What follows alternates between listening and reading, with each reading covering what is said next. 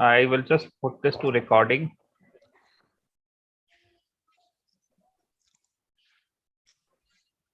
Hi, good morning, students. Very warm welcome back to day 2 of JGU Summer Engagement Week.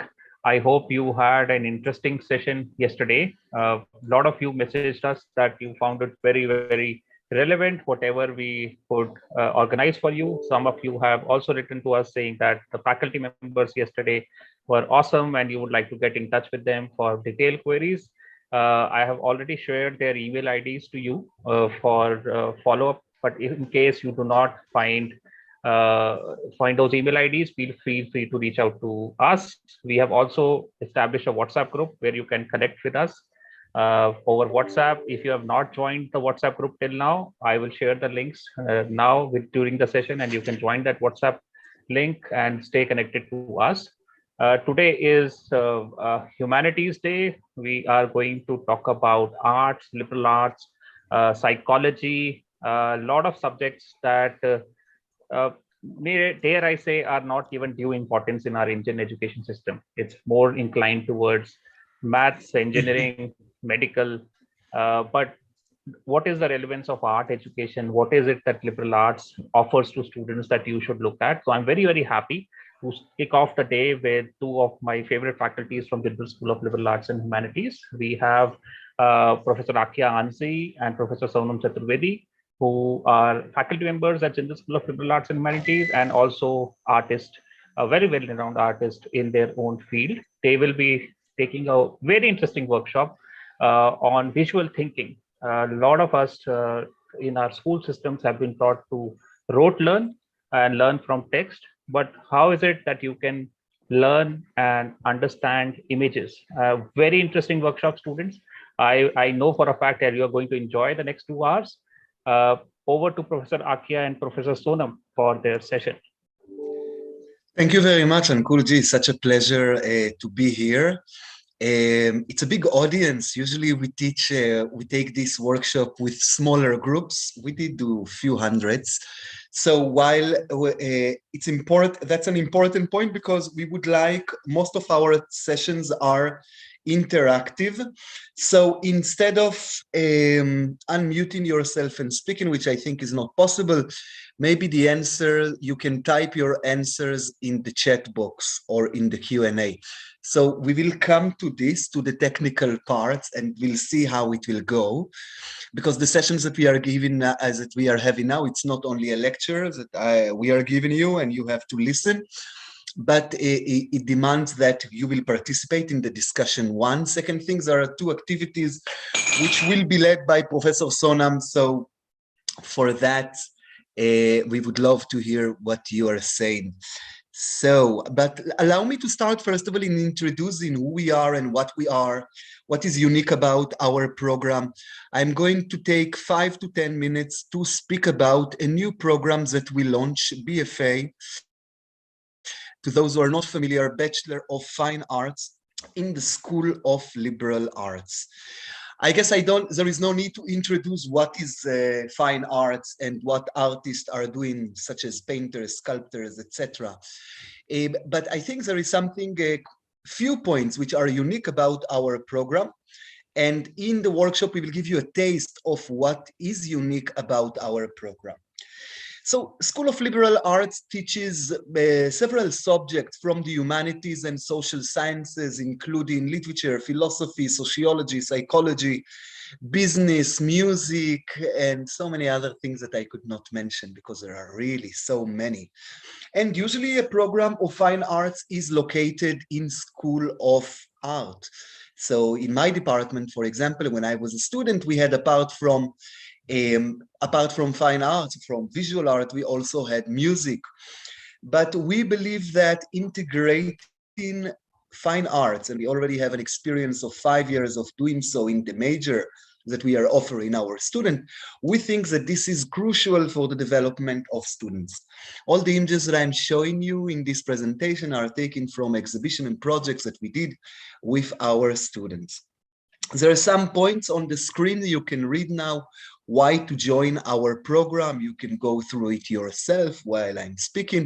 In the meantime, I would like to speak about two very important points.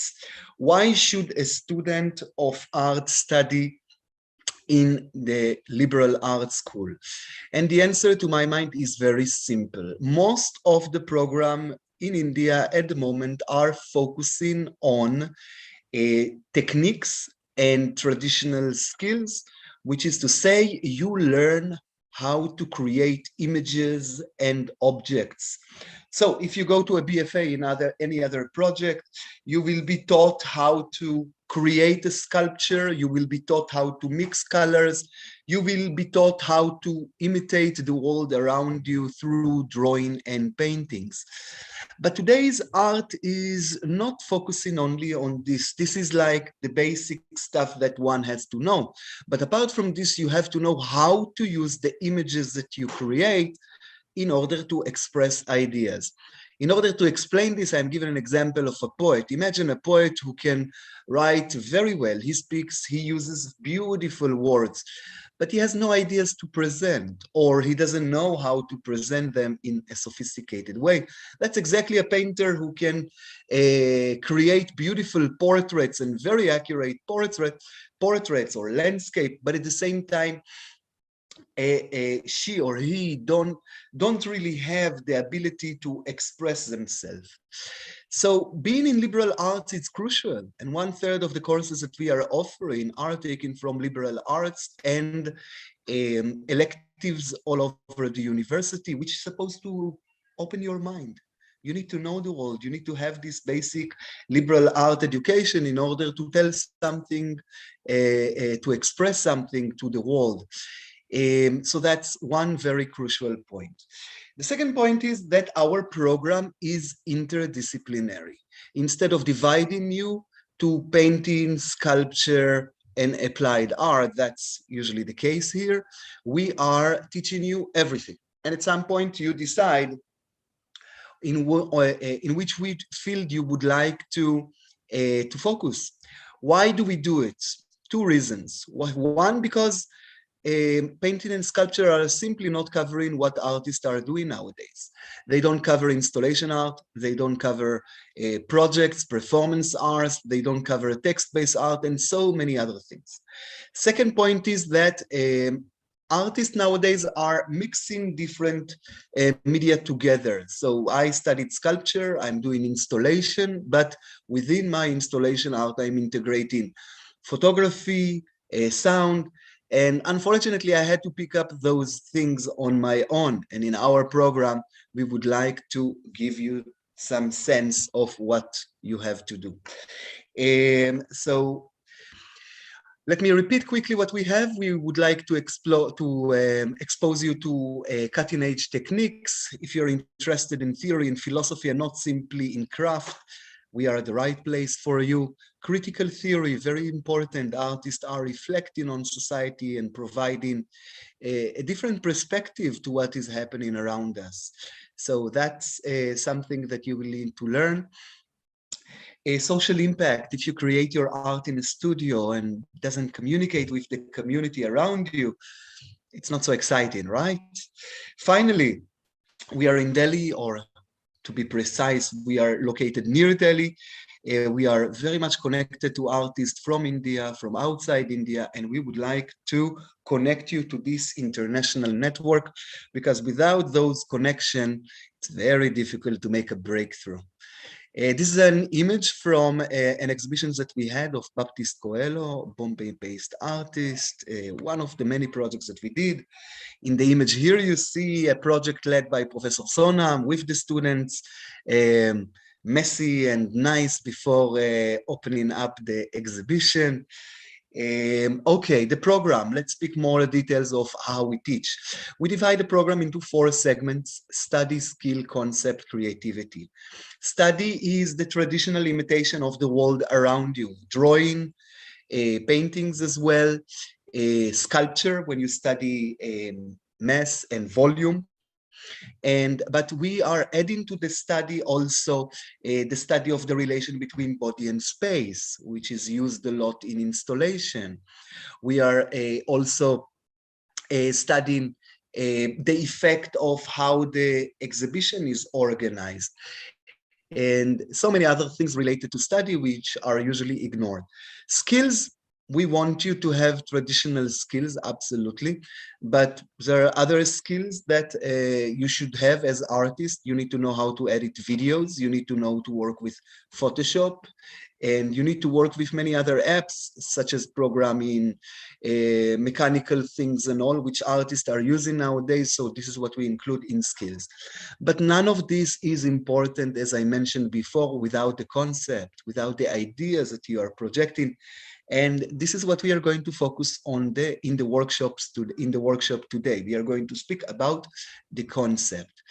And finally, there is one thing that we can't teach, but it's still part of the program: creativity. You need to try, and then something comes up and you're saying, wow, that's such an interesting artwork.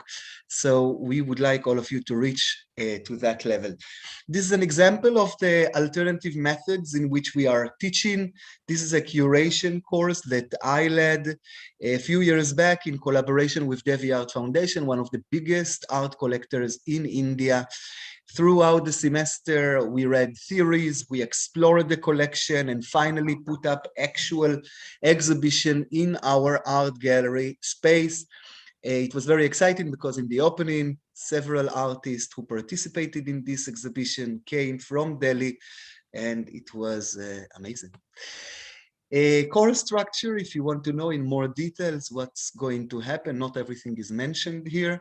In the brochures that we have, you can find more details, but you can see 1/3 of the courses, the first 2 courses mentioned in each semester, are from liberal arts. Communication skills, as an artist, you have to have that. Interdisciplinary study, you have to open your mind to what is happening around.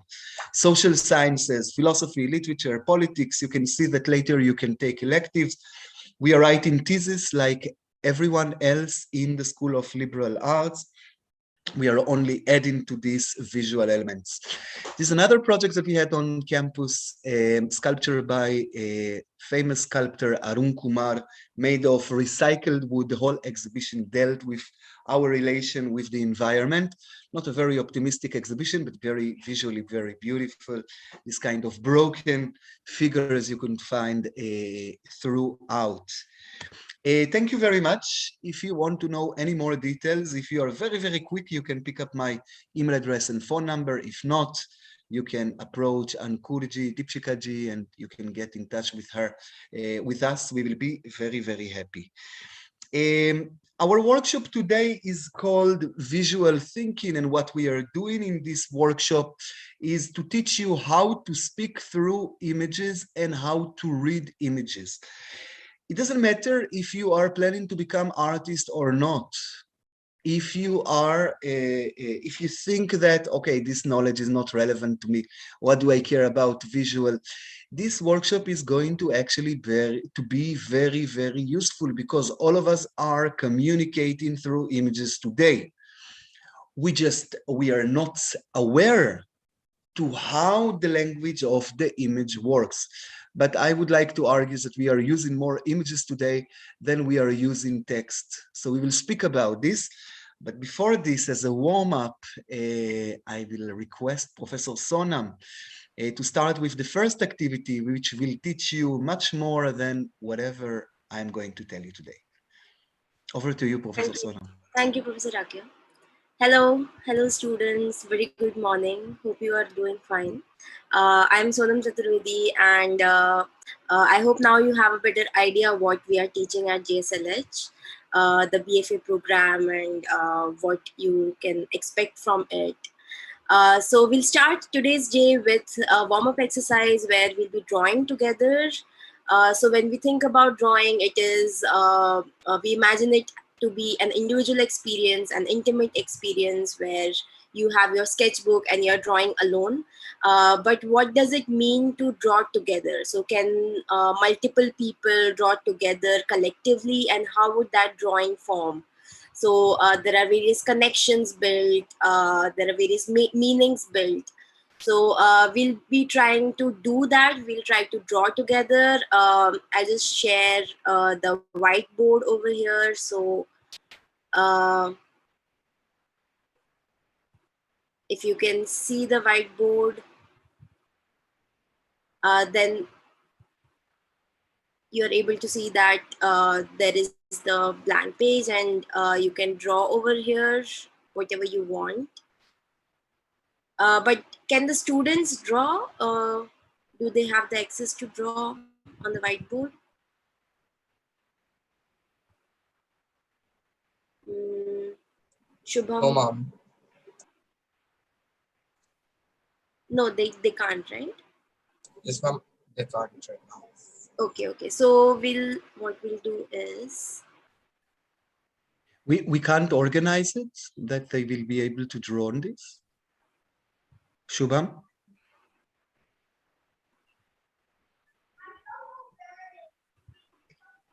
Or you want to do it with the link, Professor yeah, Sonam? let's try to do it with the link. Okay. Just because there are too many students, so let's hope it works out. So there is the link I'm sending on the chat, if you all can see. If you go to the link, I'll just share my screen so we can all see it also, how it looks like. So this is the whiteboard. It's a virtual space where everyone can draw. So it's very simple. There is the drawing tool, so you can just select different colors. You can erase. In options, you can add text or you can add pictures. So these are the options we work with. So once you go to the link, you will be able to draw. So like I'm able to draw something now. Are you guys able to open the link? Are you able to draw? Ma'am, the link is still not here, ma'am. Link is not showing. Yes, ma'am, in the chat is still not here.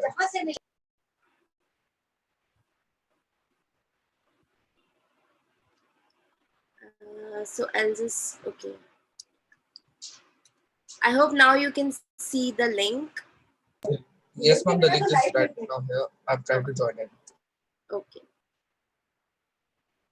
So please go to the link, and yeah, I see someone is drawing. Very good. Okay, let's zoom out. So the idea is to draw together, which means you have to connect each other's drawing. So not draw anything randomly like it is happening right now. Try to connect it with each other's drawings. Don't draw on each other's works. So let's try to make meaning out of it. What does a smiley, a face mean? What does a sad face mean? You can write something. Definitely someone is drawing a flower, stars, someone saying hi. So there are various things happening. Let's zoom out and see. So you can also go to other parts of the page like it is happening. Okay, great. Ma'am, I have a suggestion. Yes. Ma'am, can you do something like only some boys can draw at the time, like some students? Because like if everyone is drawing like this, it is going to be a mess. Can we control? We can't control that, I think. Because once everyone has the link, then they will be able to draw. Ma'am, you can do one thing. You can create another one and like send it to some specific boys in the Q&A. Like you can. Yeah, let me create another one.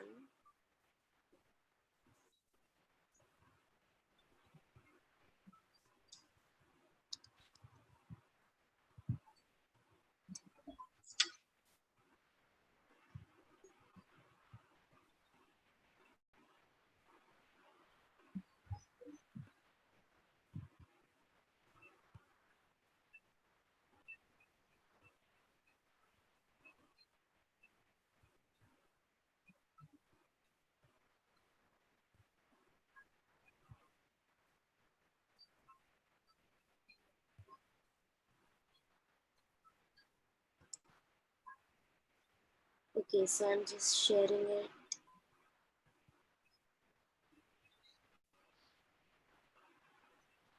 Ma'am, you can send it to like of course, sir, at least can send it to some specific cause at time so that it would be better.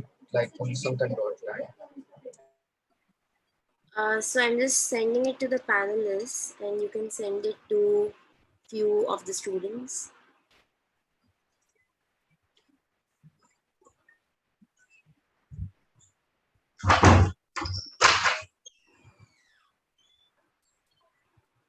So there is another link. You guys can, some of you can join that instead of working on just one. And oh my god, that looks crazy. So if you all can see this, so the link I had earlier shared, we can see how the drawing is growing. It's literally growing everywhere. So if we zoom out, oh wow, amazing.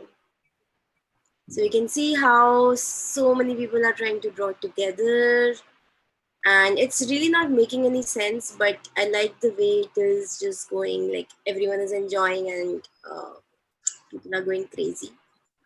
So that is the idea of this kind of drawing. You can't control the other person. I mean, if you were drawing on your own in your own sketchbook, then there was a sense of control. You could draw whatever you want, you could erase whatever you want, but when you are drawing collectively, you can't really control what the other person is doing.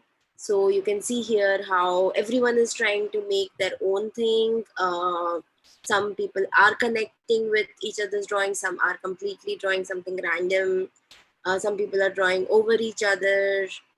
So it is an experience. Like, you can see how collective drawing grows, and it is unpredictable in many sense. So we can see someone's face, we can see stars, you can see zigzag lines, just circles, hello, very random things, people writing their name. Over here we definitely see it's there is an image also someone has put. Since a lot of people are using the same link, there will be a lag where the site will ask you to reload. So once you do that,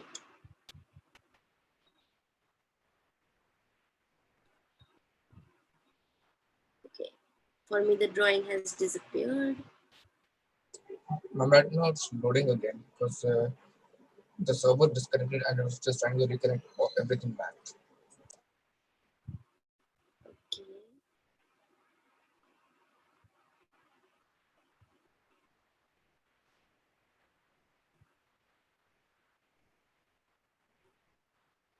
So I think the drawing has disappeared. Let me try to go to the same link.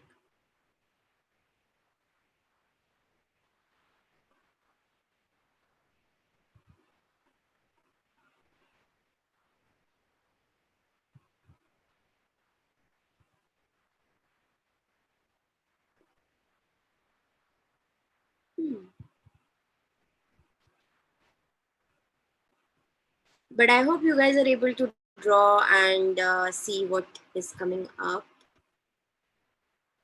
So let me zoom in. I hope the drawing appears soon. Ma'am, the thing that is happening, like students, if they draw now, it is only showing on their screen, but not on the screen that is being presented. Okay, so let's move to the second link that I shared. So I think we can also explore from the scratch. So this is I'm sharing another link. Let's try to draw here. And this time, let's try to do it more systematically. Just draw something which is in connection to the other person. So if you go to the link, you can see the whiteboard, and I can draw something. Let me draw a stick. So connect something with the stick. Ma'am, we cannot still, ma'am. Like, I just tried to draw something, but it is not showing on my screen. The thing that you drew right now. Okay. I think this server crashed because of the number of participants who tried to draw at the same time. So I think we have to wait for that a is long a problem. Yeah. So I think I can see the first link The now. link isn't open. Link is opening? No. No, okay. And the new link that you added is still loading right now, so it will take a little bit time for the participants. And if they are drawn something, I think that it will also take some time for you to see it. Okay. Yeah. So let them load that link. But there is also this link already going on, where I don't see people drawing because I think that's a problem in the server. Let me see if, okay, here it is.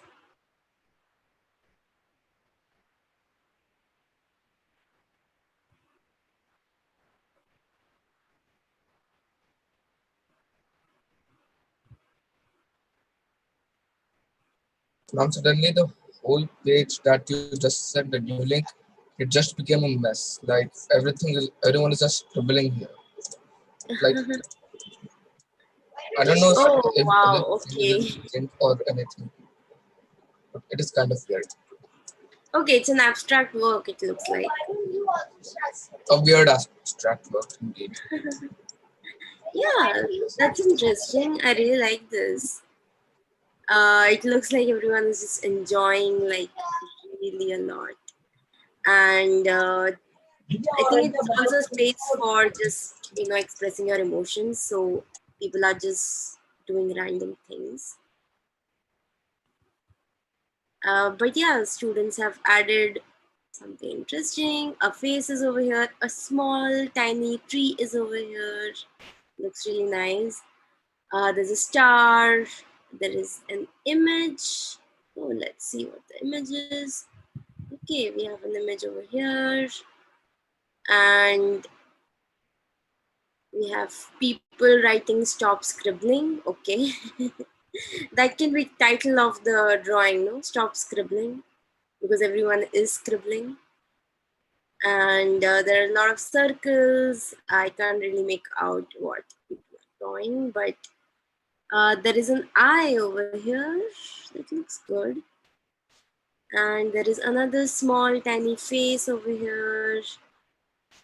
And what else? Let's zoom out.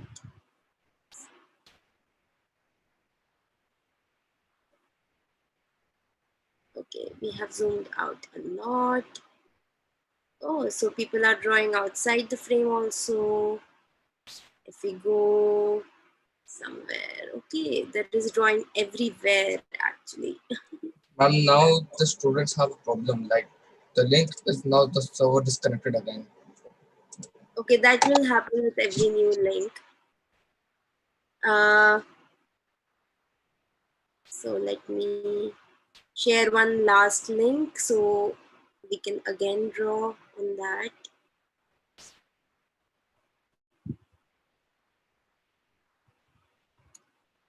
I think in the beginning it works, but after a while it just crashes.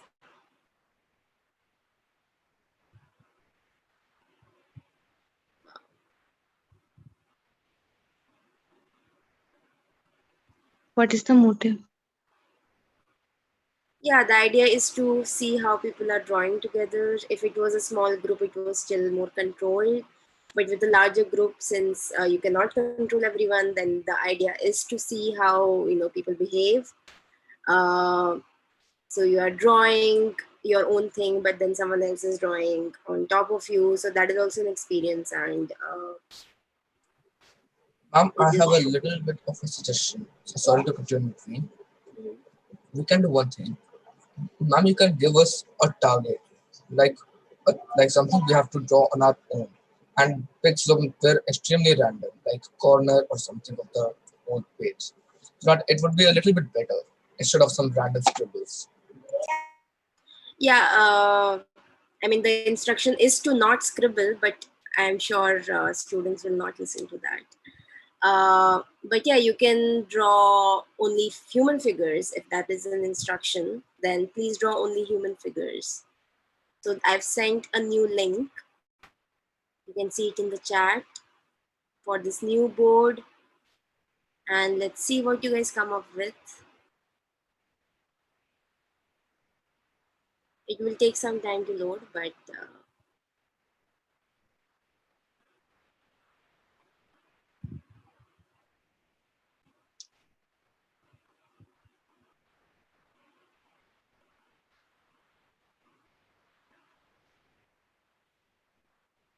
But the idea is in this particular link is to draw only human figures. So you can draw face, you can draw the whole body, you can draw body part, you can draw only eyes or nose or hands.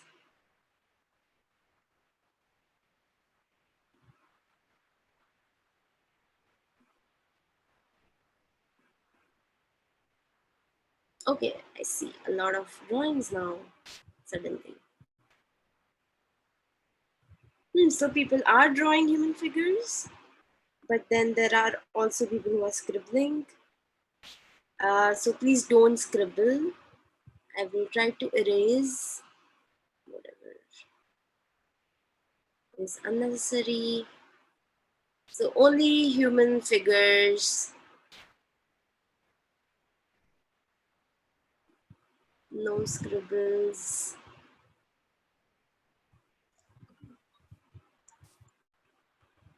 Okay, yeah, that's good. So some students are drawing human figures, but then others are scribbling over it. So that is not good.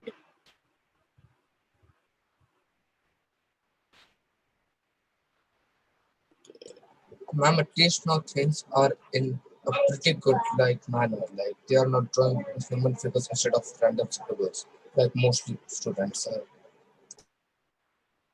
Yeah. But it is crashing, so I'm just reloading it. But yeah, this is good. So I think now by the third board, you also understand how it's working, and scribbling will not work because then you are not drawing anything meaningful. You are just drawing over each other's drawings, and that experience is not, enjoyable at all for anyone, not even for you.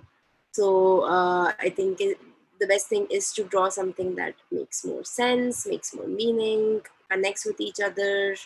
So right now we can see, okay, that's interesting. So we see a lot of human figures, faces, bodies, uh, parts of the face.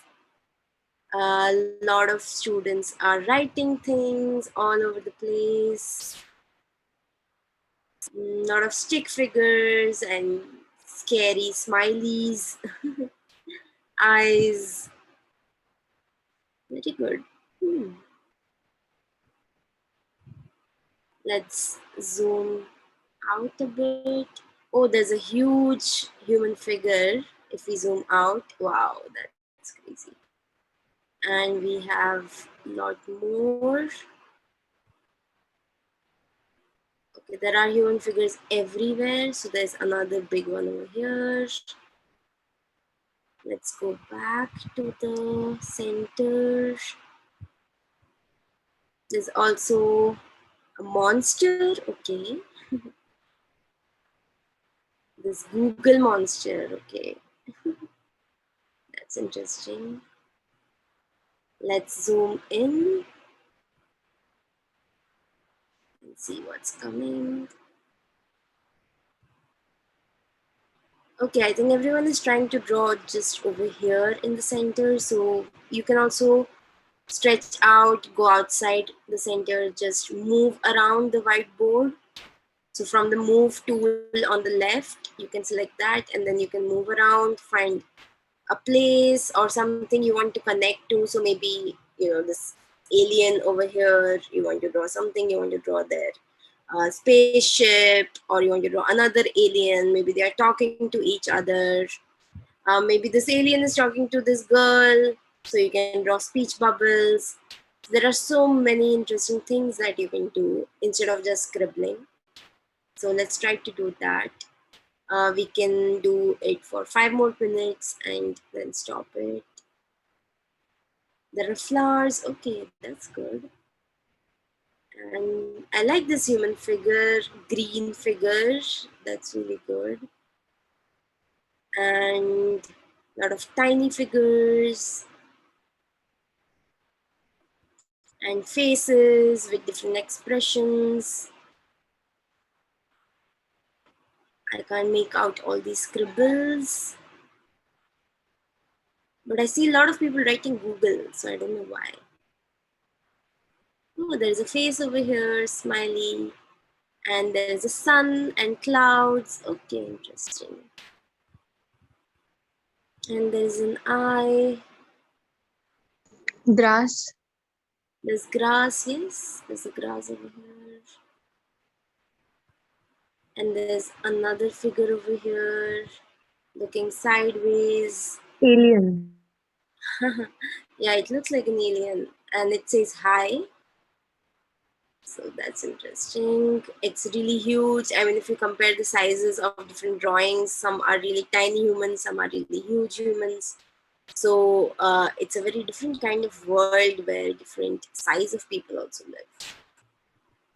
So if we are to title this drawing or whatever you have made, then what would the title be? Any suggestions? Nobody can stop anyone. Yeah, that's good. So uncontrollable, because that's what we are seeing. People are just doing random things and it's beyond any one person's control, and that's the idea of the drawing. You're drawing collectively. You cannot control the group. You can guide them, you can suggest things to them, but then everyone will do what they want. So we see a lot of different kinds of drawings of different colors, different sizes. There are pictures that are being added. There are text, speech bubbles. So it's really good. I'm really enjoying it. And I hope the students are too.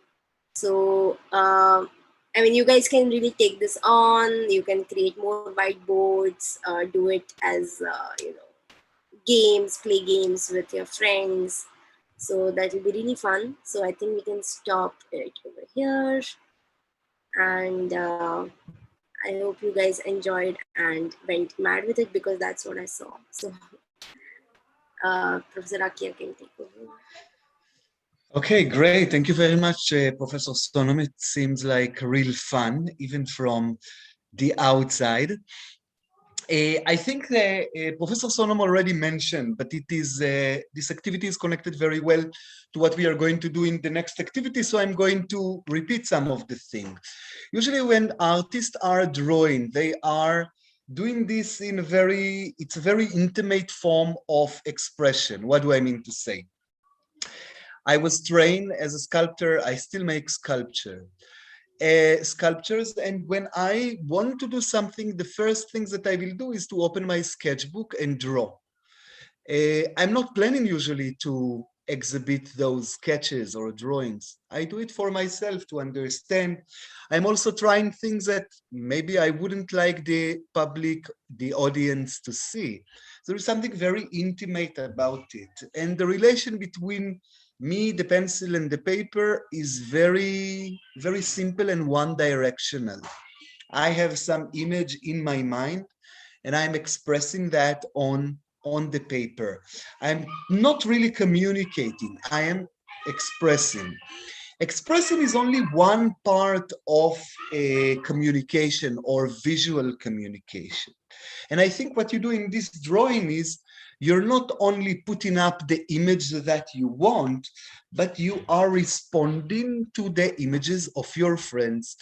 If someone made a tree and you made a person sitting under the tree, you're already creating some visual communication. That's the beginning. We will see we can communicate with images in many more ways. But this is the first stage for this kind of dialogue to be established. You did it now. The reason why we started with this activity is that you will do it intuitively without us telling you how to do and what to do. You need to realize that even if you think that we are usually communicating through language, we are communicating a lot through images. Most of the time it is by images that we are consuming. I think that artists are taking advantage of this language nowadays, and they are communicating through images. They are communicating with the world through images. The problem with this kind of language that nobody is teaching you that.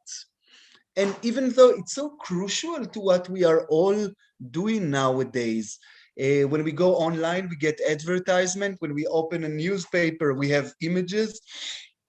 We are sending memes and we are sending emojis, and there is so much to see there, but we are not reflecting on that. And we believe that this is very, very crucial. So what we are going to do now is to start learning the visual language, if you wish, from scratch. We will start with the ABC. So in the presentations that I'm going to do now, I'm going to start with very, very basic things. So I understood now that you can also respond when I'm speaking. So I will ask all of you, when I'm asking a question, to quickly unmute yourself and speak without raising your hands or anything. And I want to connect it to what I said before.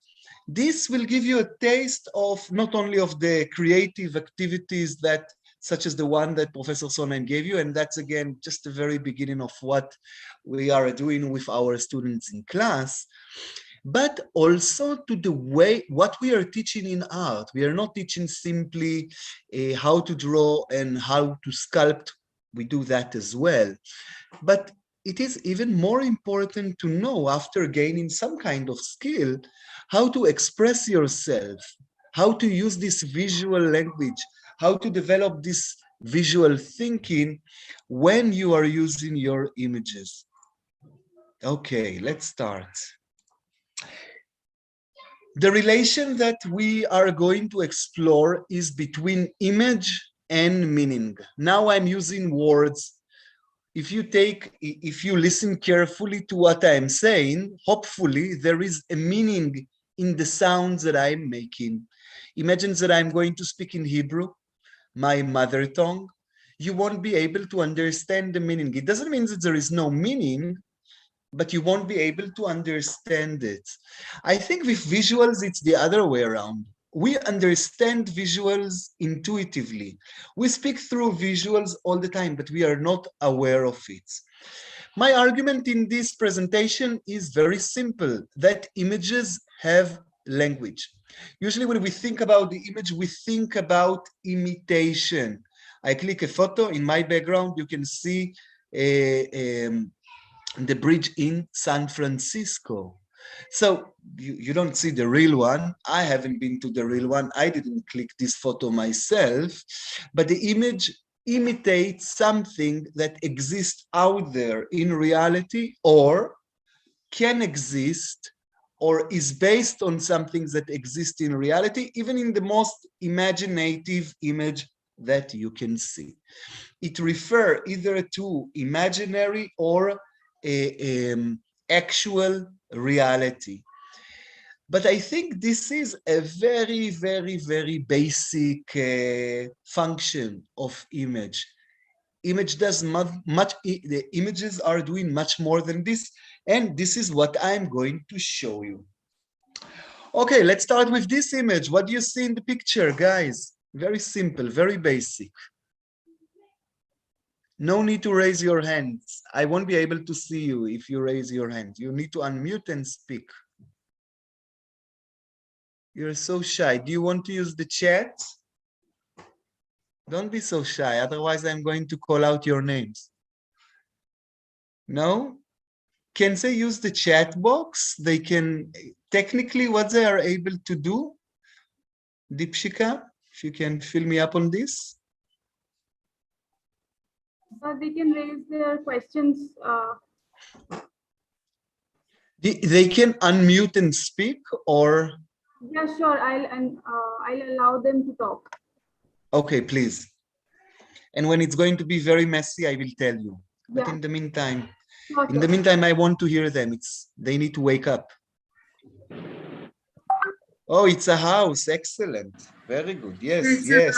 It's a house. Yeah, cool. Okay, I'm going to leave the chat box open. Yeah, you all got it right. Sorry, I didn't see any of this.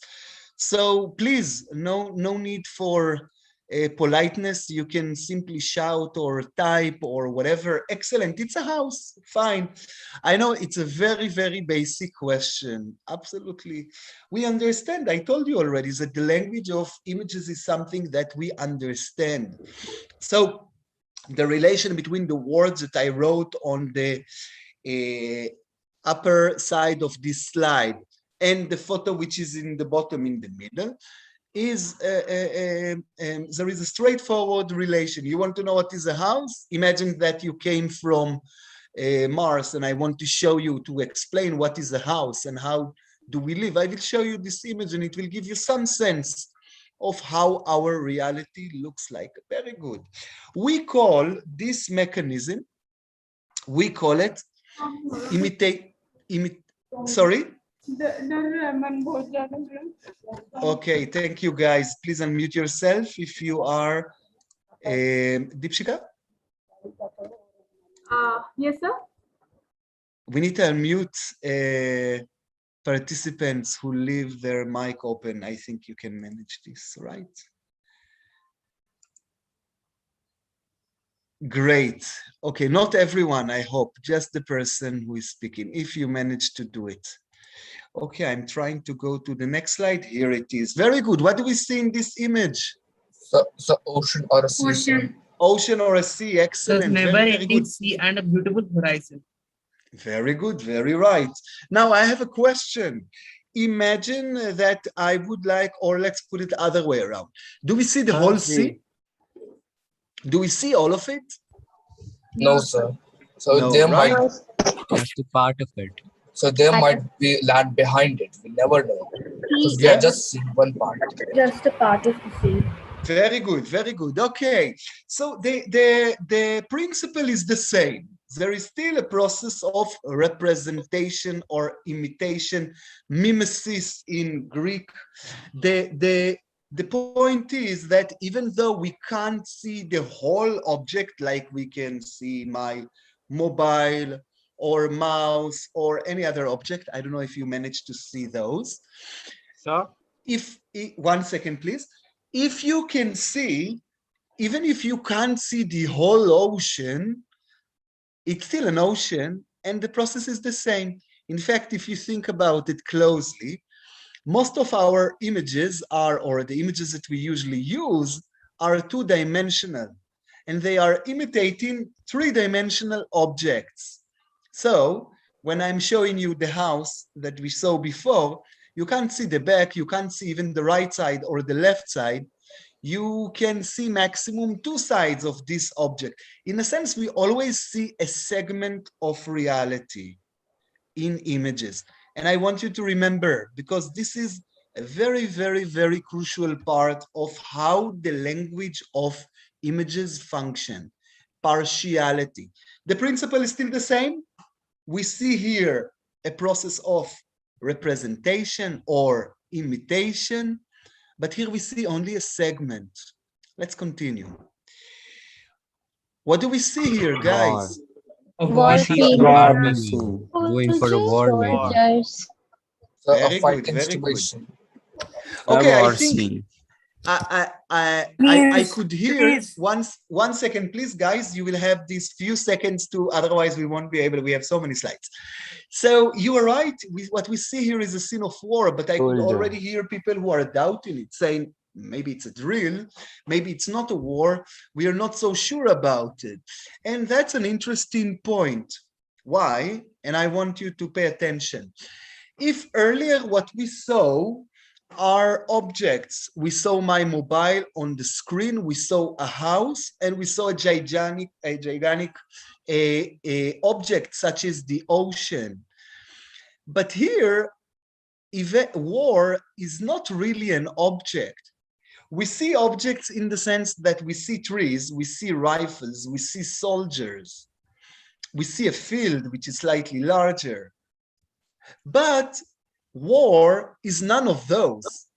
War is an event, something that is happening through time, within duration. This is what we call an event. This workshop is an event. A conversation is an event. It is not the object. Within the event, different object participates, or subjects like us, humans. But we don't have, the event is different, and hence the representation of event is slightly more complicated than simply showing a house or a sea. Not too complicated, right? You all follow me. Moreover, let me explain that. Even within this photo, we don't see the whole war. We see just one instance from a war. And hence, we're not sure that it's actually a war. It can also be a drill. In a still image, we don't have enough information. In fact, even if you see a movie about a war or a documentary, you see only part of that war. Imagine that you see a war, let's say a war that took place 1 week, and you will have to sit and see the whole war for 7 days. I don't think it's going to be a very exciting movie. Moreover, even if you will be able to do it, you will see only one perspective of the war, of that of the photographer. A war usually is a larger event, so it can take places, it will take places in many other locations. So in short, we have, first of all, the principle of representing this event is the same. We cannot imitate the event itself because it's not an object, but we can imitate what is happening within that event. Soldiers running with rifles. But we can capture an event within event, an instance from that war. We can't take the whole event together, and it is always, always, always partial. And hence, the inability to decide at times what it is. So for example, now, there is a doubt. When I show you my mobile, it might be a fake mobile. It might be a mobile which is not working, but it is a mobile. There is a certain certainty about the kind of image object that you see.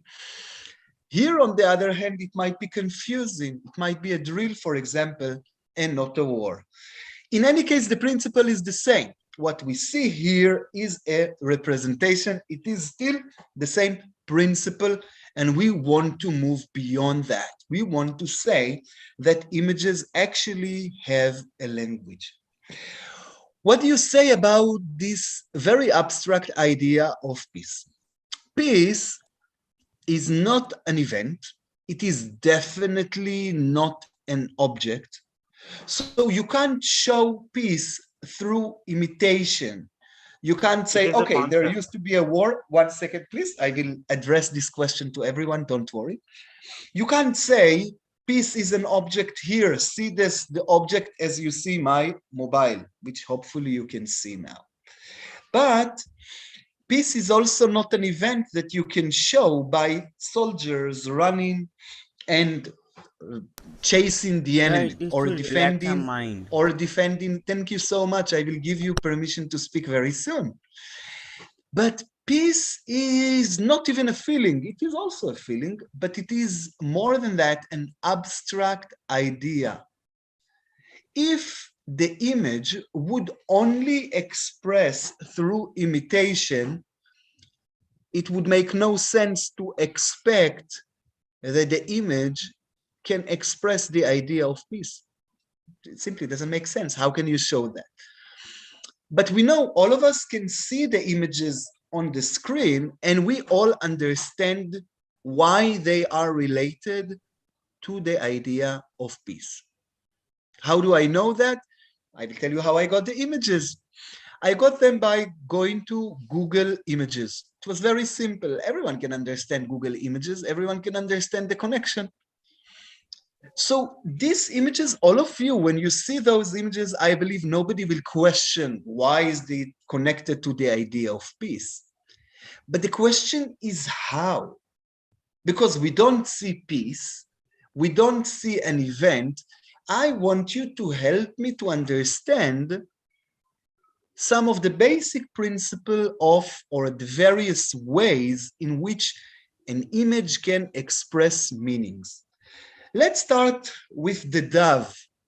Anyone would like to tell me what is taking place? Yes, please. So basically, the piece is signified with the color white, and the dove is a white colored bird, So it signifies peace. Oh, very good. You're using a very important word. You spoke about colors, but colors are only part of the deal, part of what is taking place here, because we also have a branch of the olive tree. But and the dove itself, it's not enough to show white color. The dove itself has a specific connotation or meaning in our culture. But I want to use one of the words that you say. You said signify. I would like to add symbolizes. A symbol, a dove is a symbol of peace. When I see the dove, the literal meaning of what I see in this image is a dove holding olive tree branch. But the dove in our culture expresses more than that. It is a symbol of peace. It means that it refers to an abstract idea which I don't have in front of me, which collectively we all understand that. Symbol is a kind of sign. Let me give you an example of a sign that we all understand, and yet it is an image which doesn't work through imitation, which doesn't represent by imitating any object. The red light, if I'm taking my car, I'm going for a ride, I'm reaching the red light. If it is red, I have to stop. Now, how do I know that I'm supposed to stop? The answer is that the red light is a sign. The sign doesn't imitate the action of stopping. That's not what I'm doing. But it is an indication not to the red light, it is an indication to the command. You have to stop. A green light, you can go. It doesn't imitate or represent in any way. It simply stands for something completely different. Most of our signs have some historical reasons to why they became signs. Why do we use the pigeon, for example? The origin of this symbol comes from the Bible. We have many other symbols which are coming from different places, but the point is that the image can express many things by symbolizing. What about these two images on the right? Why they are expressing peace? How they are connected to idea of peace? I don't see peace there. I don't think men sitting on a bench is a symbol of peace. So what is actually going on? Can you help me? So may I? Yes. Is it the same person as before? No, sir. Okay, cool. Please. So as by now we all know that anything can be anything based on our thinking. So this might be a man who is just fed up of this whole like all this sounds, like all this noise, like cars beeping and all that, and just wants to sit peacefully looking at the sunset. But we may not know. He might be going through some depression and all and just wants to stay alone for some time. Oh, that's a very important point. So I can will I? come to it. Yes, please. Yes, sir. I'll go I after would you. say that getting out of a stressful life, busy life, getting out and going into the way of nature with a fresh sunlight on your eyes and with a cool breeze feeling you, we can feel the solitude and hence peace can be Very symbolized. good. Very good. Very good. So, We had another student and then we will continue. Yes?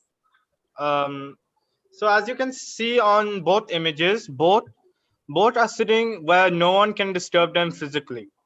This is because they need some time alone in order to mentally prepare for what's ahead of them in life. Like, for Very example, good. get things done. Very good. Very good. Okay, I'm sorry because we have such a long presentation and we have so many students, so I have to cut you short, but it's excellent. All the three. Very, very good. So it's interesting what we see, what we assume about the person who is sitting alone in nature or the person who is sitting in meditation is that they are in a peaceful state of mind. I think that's the common ground for all the three explanations. That's very, very good. Now, when I see the photo myself, I'm not in the process of sitting peacefully. There is no symbol here that indicates that I am at peace. But I would like to call this process identification. We assume that the protagonist or a possible protagonist, imagine we won't have this person, but we will have an empty bench which invites us to sit there peacefully. So there is a sense of identification with a situation in which we are not there, we are not experiencing. So we identify with that, whether we feel at peace or we can be very annoyed. Oh, he has time to do yoga. We don't have time to do it. We envy this person and it doesn't matter. Identification means that we are not necessarily experiencing ourselves what we assume about this protagonist or about this image. So what is important here is not so much if the interpretation of the image is accurate. This person can be in depression. That was very good. I agree. It is a possibility. And we also said that language can also be understood in different ways. Even my own presentation now can be understood very differently by different students. With images, it is even more complicated. We will come to it in a second. We will speak about it. Context is always very, very important. But the point is that apart from imitation, that the image imitates something that exists or might exist or imaginally exist in imaginary world, what we have here are two different operations, identification on one hand and symbolism. None of them is imitation. Let's move on. I think still now we spoke about relatively very easy, not very sophisticated way of looking at images. Now we are going, with the help of the French philosopher Roland Barthes, we are going more deeply into the question of how images speak. Very important.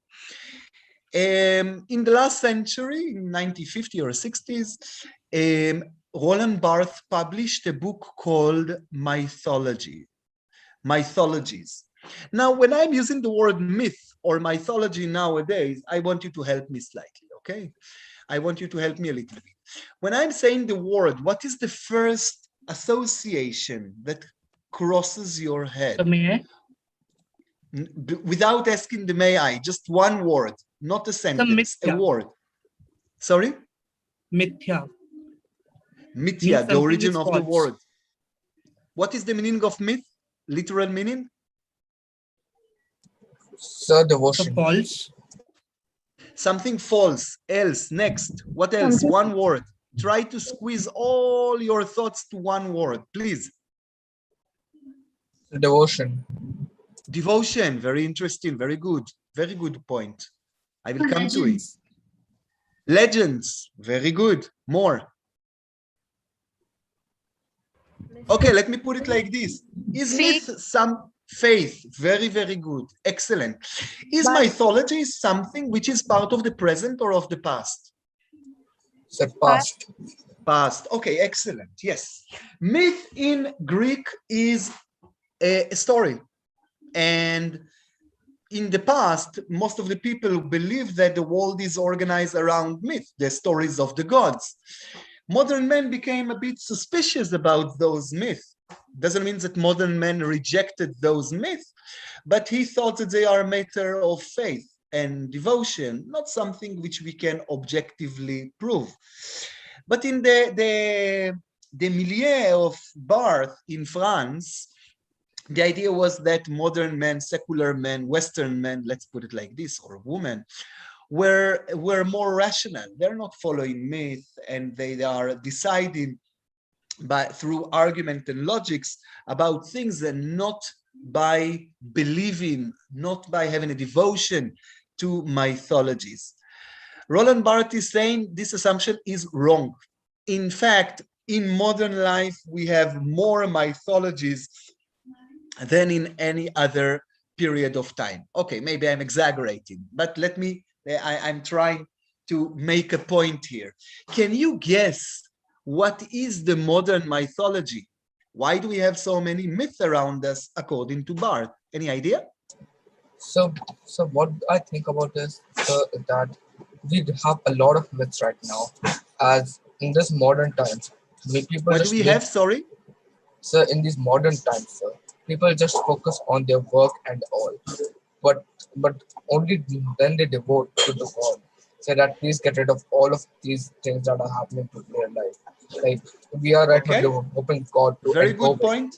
But I'm coming back to sharpen my question. Mythology. Why do you think, according to Barth, we have many mythologies around us? What are those mythologies? 1 second, please.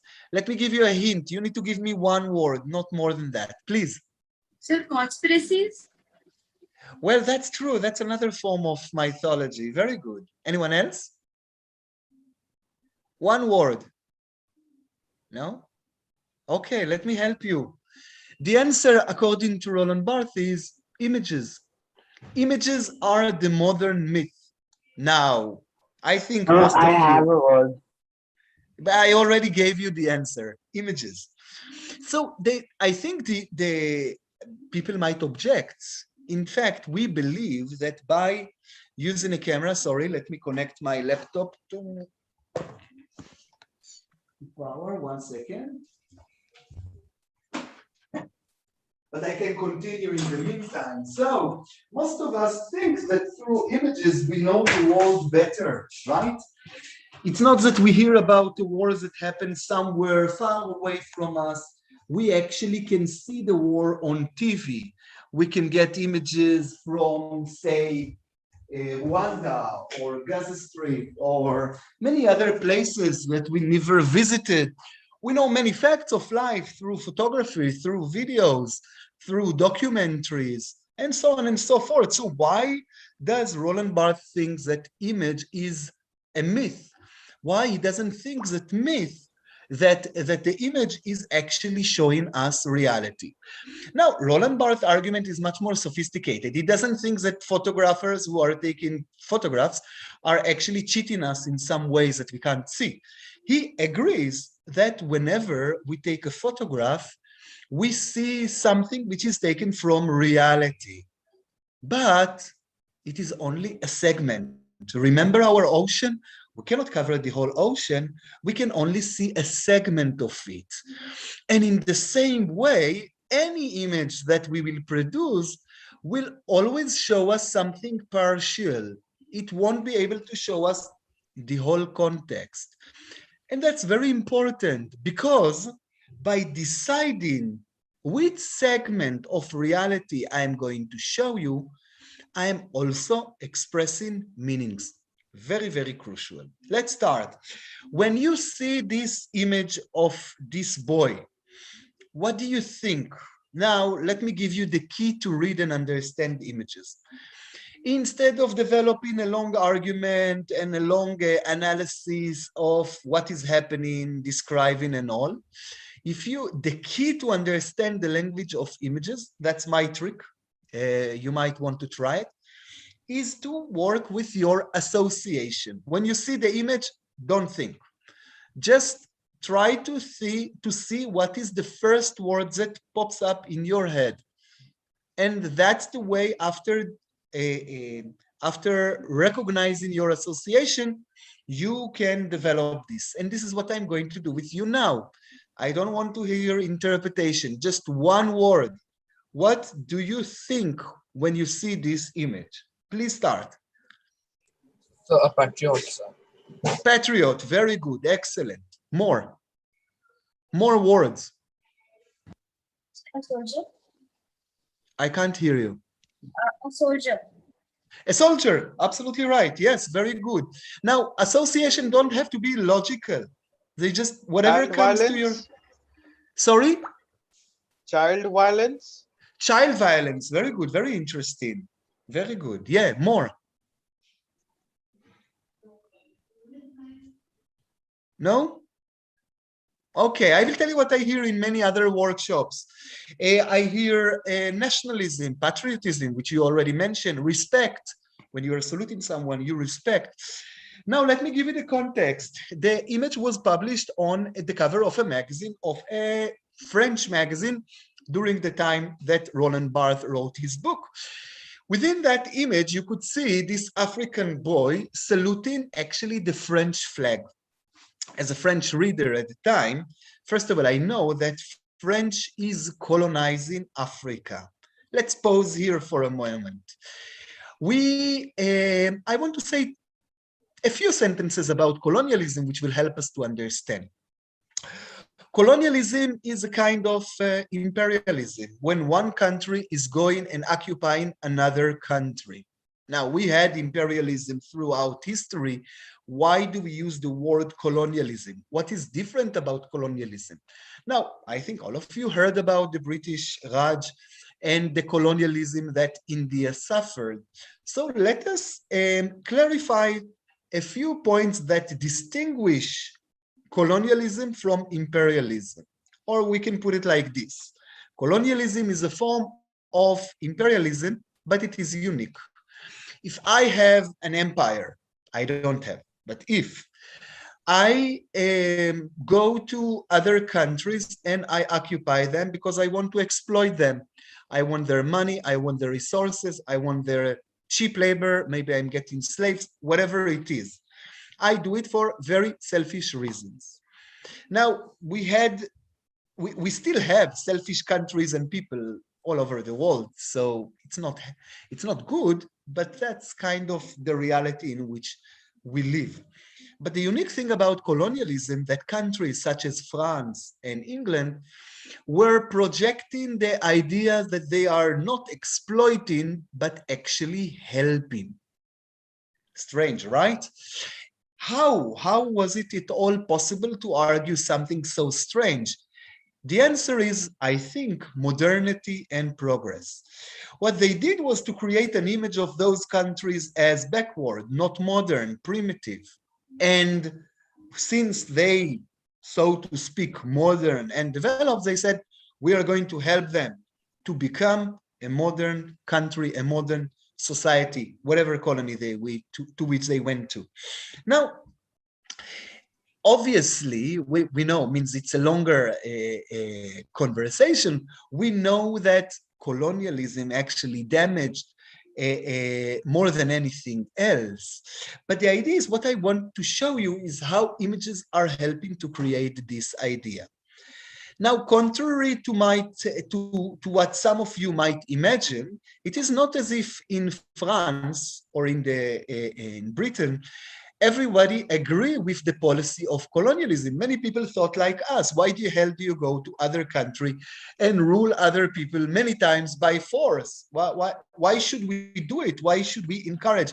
Part of the idea of being modern, supposedly, is to be is equal rights, is not to hurt anyone, and so many other things. So how is it supposed to be rational to go and occupy other people? And for that, you have to produce justification, like the ones that I've given about helping and developing. But what Roland Barthes is saying, that when a French reader sees this kind of image, you think, oh, this African boy from the colony, a colonized soldier, as you can see, is actually saluting the French flag. He is willing to fight and die for France. He is happy that France is there. Now, I don't want to go to political debates, but let's go back to Barthes. Is it the reality? Is it true that all the French people are happy about it? Or all the colonized people are happy about the fact that France is ruling them? Means we know from history that it's absolutely not the story. But the point is that the image here is not fabricated. Barthes is not saying, oh, they forced the kid to salute the flag. That's not what he's saying. He's not denying that this image is imitating a fragment of reality. But he is saying that this is only a fragment. This is not the whole story. This is not the whole context. But the problem is that when we are looking at images, we think that this is the reality. And hence, images are able to communicate in this way. So there are two things that we learn from this example. One, that this image is not simply imitating a colonized boy saluting the French flag. It tells something. It has a meaning. One important thing. Here, patriotism, nationalism, violence, you said so well. But the other thing is that this meaning is also problematic many times, because we think that this image is representing reality, but it is actually a myth. But the use of myth is very important because a myth is not a lie. A myth might be true, but you can't dictate, you can't decide about it. Hence, as you said, it is about devotion, about faith. It is not about rationality. We can't be sure of it. When it comes to a matter of religion, that's great. When it comes to matter of morality, very good. We should have that faith in morality, in people, and so on and so forth. We can't live without faith. But when we analyze reality through images, that's a problematic part. We have to be careful and to look at images very critically as well. This is another French celebrity that we will discuss for a second, Henry Cartier-Bresson, but here we will look at him more critically. We will look at images that he took in India. Bresson was a very important photographer. He developed this idea that photographers should go to different places, war zone, countries that other people can't travel to, and take photographs to show the reality. You can see the title of one of the schools of photography that he initiated, photojournalism. A journalist is supposed to depict reality or to report about reality in an objective way. If the news will be an expression of subjective opinion, that's good, not good enough. For this, we have the section, the opinion section. But what Bresson wanted to do with photography is to represent reality in the most objective way. And we just saw with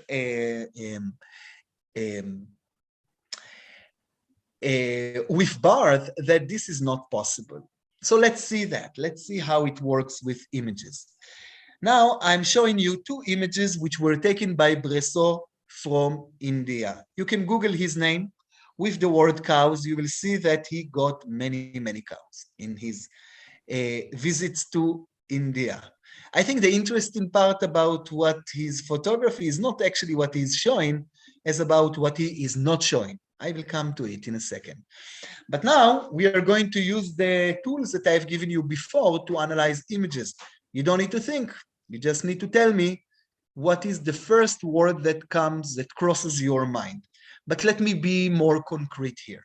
Instead of speaking about the image as Indians who know India very well, think about the audience of Bresson. Imagine that you were French people in the 1950s or 60s, and you would go to an exhibition in Paris about India. Bresson is showing us beautiful composition that he created here in the subcontinent. You never visited India. You probably won't be able to visit India. You prefer to go to Spain for your holidays. I don't know, whatever. Now, I want you to tell me what is the association after seeing these two images? What do you think about India? What is your impression about India? Let's start. Please unmute yourself and speak. Perceive it as a backward country. Backward. Let's use one word. Backward. Very good. Yes. Poverty. I couldn't hear. Poverty. Poverty. Yes, very good. Please, guys, continue. There are so many participants. I can hear 2-3 people. Sir, a low-income country. Low-income country. Very good. More. Sir, a farm. Farm, agriculture. Very A good. very Yes, more. congested area. Unindustrialized. Congested. Sorry, Mythological country. area. Very good. Mythological country. Very, very interesting. Very interesting points. Unindustrialized area. Unindustrialized. Excellent. Very, very good. You said area because you are from here. But if you're from France, you can't imagine that in India there are places which are industrialized, and that's exactly my point. The photo was not fabricated. Well, I will go on. You will have many other images. We will speak about them. So sorry, guys. Sorry. So yeah, when we are looking at those images, they are not fabricated. It's not as if Bresson went to Bollywood and managed to get some cows and put them in some rural area. That's real photograph. This is a segment of reality. But when Bresson take this segment of reality to France, he is already communicating something. It's not simply a representation. It's not just photojournalism. I click a photograph that and you can see it and you make up your mind what it is. It is a myth. There is a story. The image is already communicating something, and you already said what it communicates, and you did it very well. Colonialism is based on this idea. You show a country in a certain light, and then you justify your domination. In fact, you're saying, I'm not dominating you, I'm helping you. And that's a very problematic policy, which was not only part of the past, it exists also in the present. It's a matter of a different conversation. But let's go back to the idea of the image. We all know that India is a very diverse country. I live in Delhi. In Delhi, I have to say, it is the city in which I've seen the biggest number of banks. I didn't see all the world. It's just an impression. But what I'm trying to say that this bank, which is identified with modernity, with something that is not necessarily Indian, is something that people from the outside usually ignore. It's just one simple example. When I was a student, I used to guide tourists from Israel. And when they would come, let's say we would travel to Rajasthan and Banaras and many other places. And whenever we would go with the bus and see a cow, the tourist will stop the bus and they will quickly take photographs of cows. Every time we saw a cow, it was a great excitement. Now it became problematic with time because you would see less and less cows in the street, and India became less exotic and attractive in a sense. Not really, but yeah. Now we passed a high-rise building. We drove on highways. We passed many ATMs and banks. Nobody took those photographs. Nobody took photographs of fancy cars. So anything which was connected with modernity was ignored. India was supposed to represent this exotic place. So when you take a photograph, you're using a frame. You decide what goes in, what goes out. And in this decision, you are already giving a character to the place. We are using the word. We are saying in our language, we are giving it an image. That's the image which was created of India. So the cows that they get to Israel or any other place and they show the world, you see the cover of the Lonely Planet, it also has a cow. It represents India in a certain way. It doesn't show reality, it communicates an idea which can be highly problematic. Not because there is anything bad about rural India or about cows, but it doesn't show the complexity of India. It doesn't show the other parts, the modern parts, and the richness of India as we all know it.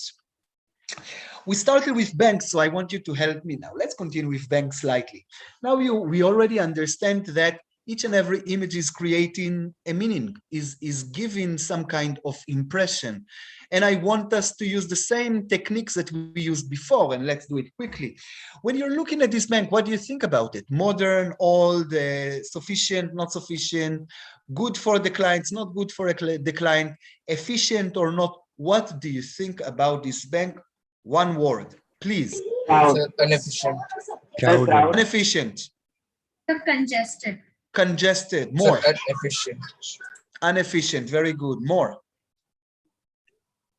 Okay, let me put it like this. Will you put your money in this bank? Not at all. No. No, sir. No. Okay, great. The building also look quite old. It doesn't look so neat and clean. I will show you another image of a bank, imaginary one though, but still. But let me question what you said until now. I said before, Bresson thought that by images he will represent reality. He can be a photographer and a journalist at the same time, but the reality is slightly more complicated. I think all of you, 2-3 years back, we had the Notbandi, right? Demonetization. And this photograph was probably taken from that time. Maybe this bank is super good, efficient, very secure. It's very good to put your money in this bank. And the reason why we have people outside is not because of the decision of the bank. I'm not going to decide about it. But all I'm saying is that we tend to think about reality through images, whereas the context is very important. And what we might think might be exactly the opposite. This is usually what is taking place in advertisement. But before explaining this, tell me what you think about this bank. And I want one word. What do you think about it? Sorry? Modern. Modern, very good. More. The control panel of the whole system. It controls the system. Okay, very good. More. Luxury. Luxury. Somebody spoke in the background and I could not hear. Trustworthy. Very good. Anyone else? Rich bank. Rich bank. Excellent, guys. Let me point out some elements which help you to create this image of the bank. First of all, the building is made of glass. We connect glass to modernity, hyper-modernity, in fact. It's probably a skyscraper, something fancy, maybe something that you will find in Gurgaon and any other, in some parts of Bombay, Bangalore, and so on. The other thing is that you can see the reflection of other buildings next to it. Maybe this is an image which was generated by computer. It doesn't matter. It can be imaginary. The point is that it still communicates something about the reality of this imaginary bank. So we think that this bank is not alone. The building of this bank is in the hubs. There are other big buildings, fancy building around it. One of the students pointed out that the letters of the bank is in golden. So this rich, fancy luxury automatically is coming. Some of the participants here said trustworthy. Very good. I think the pillars are giving this kind of sense, something that you can rely on, that it has a strong foundation. Moreover, if the building seems very new, the pillars are reminding us of Greek and Roman civilization and also Indian civilization, where pillars were used for construction. So it's not only a new or in modern, it is also something, it's not an institute which was formed 10 years back or something like this. Is it true? How can we tell? There is no name to the bank. It's just creating this kind of impression. And this is exactly what advertisements are doing. This lovely family, again, the same thing. What do you think about this lovely family? One word. Oh, we are running out of time. Yeah, tell me one word. What do you think about this family? Sorry? Fun. Having dinner. Having dinner, yeah. Is it a rich family, poor family? Rich It's family. a happy Family. A rich and happy family. Decent people, bad people? Decent. Decent. Is it a class that you would like to be part of? High class. Supposedly. Yeah, all of us high class, we all want to be part of it. They're also not, they seem normal, right? It's not as if they are too fancy and we think, oh, those people, they are just having they are exploiting us in some way or something like this. There are people like you and me, but they are successful. Now this photograph is taken. Fun.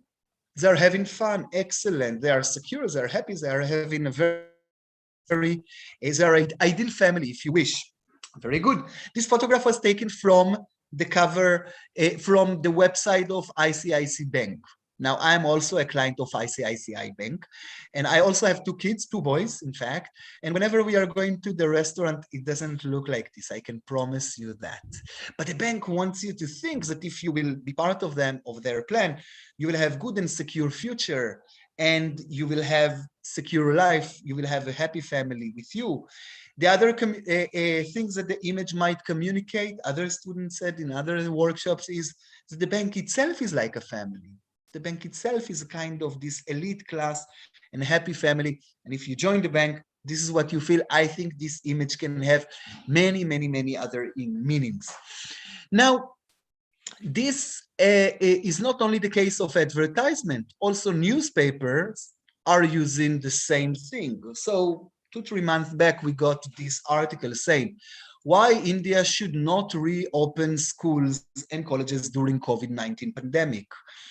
I don't really have time, so I will go very, very, very quickly. And I think the answer, I didn't read the article because the answer was clear in the photograph. India is too congested. There are too many students. There are no facilities. There is no chance of maintaining social distancing.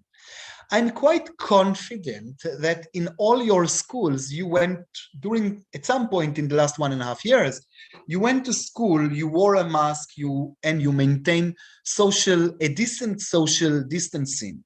Now, it's not only about the fact that you all are coming from English medium in a certain class in India. I'm not speaking about this. You could show the same image in a village, in an open ground where kids are sitting on the floor, on the ground, but in some distance from each other, wearing a mask, which cost not even 1 rupee. So that was possible to show as well. So the image here is not showing us the reality. It is forcing us to have a certain conception about the reality. And we should be critical, we should understand it. Hence, this workshop is not only for artists, it is for people in general to understand the language of images and how to use it. I don't want to finish this presentation without showing you some works of art related using images. So it is one thing that the reality around us is trying to project certain things about how we should behave and what the reality is. Artists are using the same tools in order to create counter image. And I think this slide is a good example.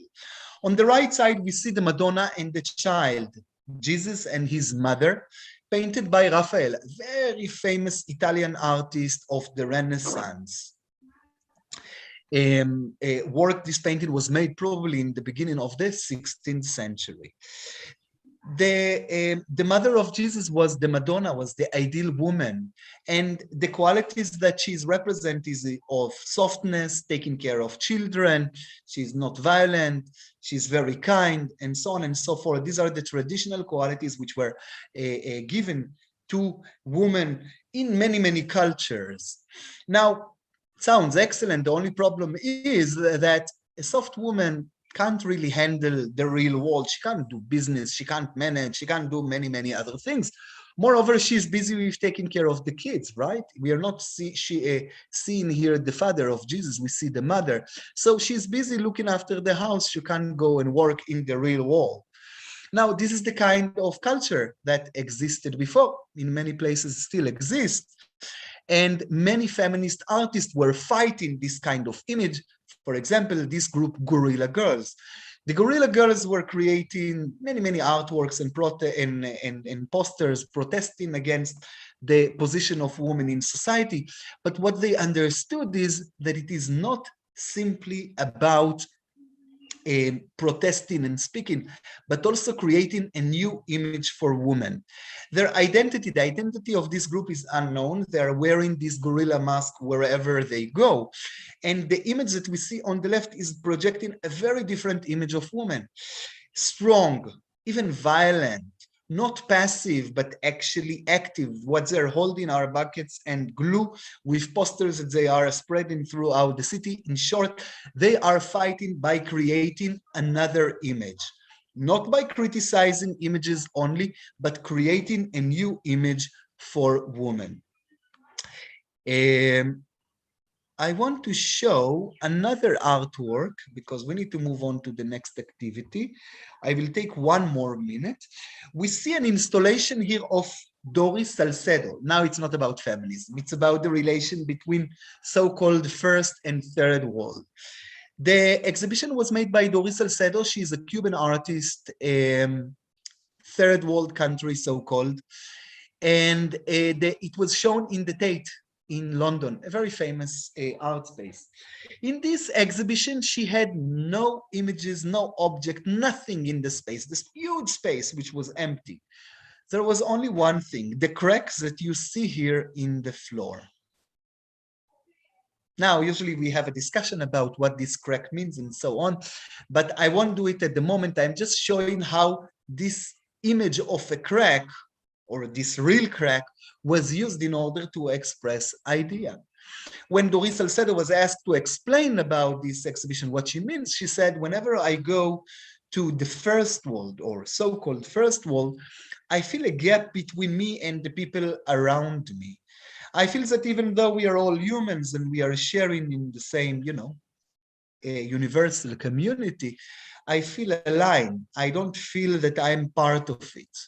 Now, how can you show it? How can you see it? How can you express it? The answer is that you cannot, only through art and symbols.